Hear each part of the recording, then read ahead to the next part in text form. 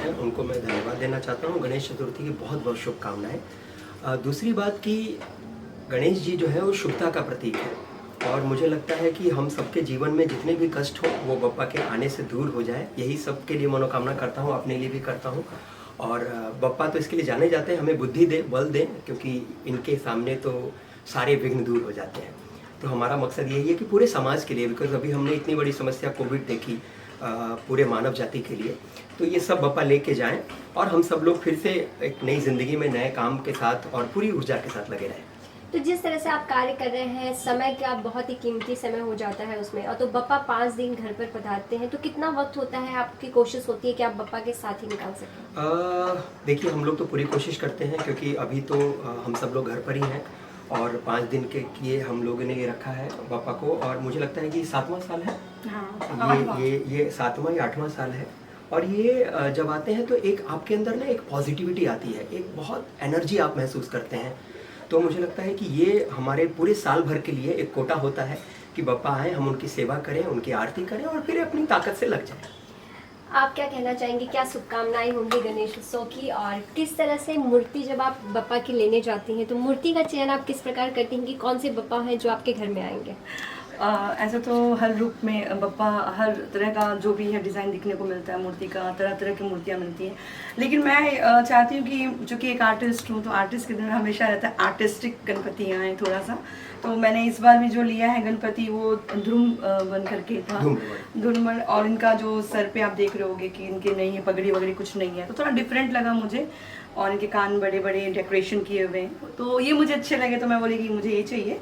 और no doubt कि जितनी 5 दिन ये रहते हैं, सुबह शाम आरती भोग लगाना, तो एक शेड्यूल जो होता है हमारा वो शूटिंग लाइन में बहुत व्यस्त रहता है, कभी भी हम पूजा पाठ को उतना ध्यान नहीं दे पाते हैं। लेकिन ये 5 डेज ऐसा लगता है कि मैं रम जाऊँ बाबा की भक्ति में, और बहुत अच्छा लगता है 5 डेज। तो एक आर्टिस्ट के लिए मुश्किल होता है समय का और एक जगह पर रहना, तो यहाँ पर आप किस तरह से रहते हैं? और लोगों के मन में, फैंस के मन में एक सवाल हमेशा होता है, क्या आप किचन में भी जाती हैं? तो क्या आप भी किचन में जाती हैं इस दौरान बप्पा के लिए कुछ भोग लगाने के लिए, उनके लिए कुछ बनाती हैं? बिल्कुल बिल्कुल, मैं अपने सभी दर्शकों को यही बोलना चाहूँगी कि 5 डेज तो मैं सुबह शाम जितना भी होता है कोशिश करती हूँ घर का ही भोग लगाऊँ, घर का ही मोदक से लेकर के हर चीज़ मैं खुद ही बनाती हूँ।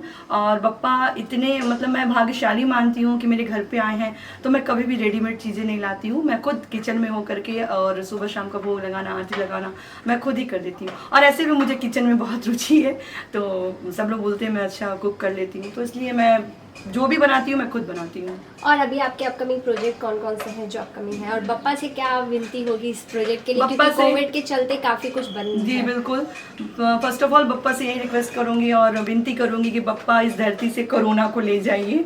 और सब लोग जिस तरह से हम लोग नहीं मिल पाते, हर साल हम लोग काफ़ी एक दूसरे घर जाते हैं आते हैं, लेकिन कोविड की वजह से हम लोग नहीं मिल पा रहे हैं किसी से, और ना किसी को ज़्यादा बुला पा रहे हैं घर पे। तो कहीं ना कहीं बप्पा को ये मैसेज देना चाहती हूँ कि ये कोविड की वजह से हो रहा है, बप्पा आप लेके जाओगे तो सब एक दूसरे से मिल पाएंगे, सेलिब्रेशन में और मतलब मज़ा आएगा।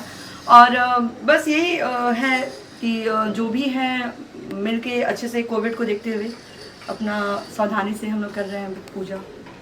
आप क्या कहना चाहेंगे, कोविड का कितना असर पड़ा है? क्योंकि जब गणपति बप्पा घर पर आते हैं लोगों का आना जाना होता है, लेकिन इसका कितना असर देखने को मिल रहा है कि इस बार वो चीज़ें वो उससे नहीं हो पा रहा है? देखिए, असर तो बिल्कुल मिलता है क्योंकि एक तो क्या है कि मुंबई में भी इस समय सारे पंडाल में जो श्रद्धालु हैं, जो दर्शक हैं, उनका बहुत हद तक भीड़ जुटाना ये मना है। पर मुझे लगता है कि हम सबको ये ध्यान रखना है कि हम सावधानी के साथ जाएं। हम कहीं बाहर भी निकल रहे हैं तो हम तो वो नियम जो है कोरोना के उनका पालन करते ही हैं।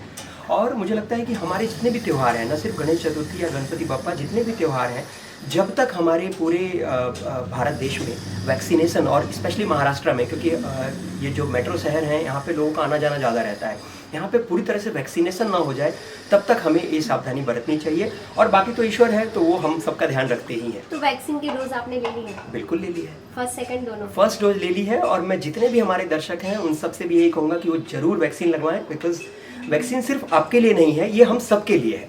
तो वो ज़रूर लगवाएं। तो राजीव जी, अभी आपकी कौन सी शो की बात करें, कौन से चल रहे हैं और क्या अपकमिंग भी कोई दर्शकों के लिए न्यू शो होगा? जी जी बिल्कुल, 20 तारीख को एक बहुत बड़ा धमाका होने वाला है जिस ब्रॉडकास्ट से मैं जुड़ा हुआ हूँ। और बिल्कुल आप सब लोग 20 तारीख को, भोजपुरी के लिए एक बड़ा दिन है, नया दिन है, तो आप ज़रूर देखें। और मैं भी, चूँकि मेरे बहुत सारे भजन्स हैं जो मैं करता रहता था, कोविड की वजह से और नहीं कर पाया था, लेकिन अब फिर से मेरे सारे भजन जल्दी जल्दी दर्शकों को मिलेंगे।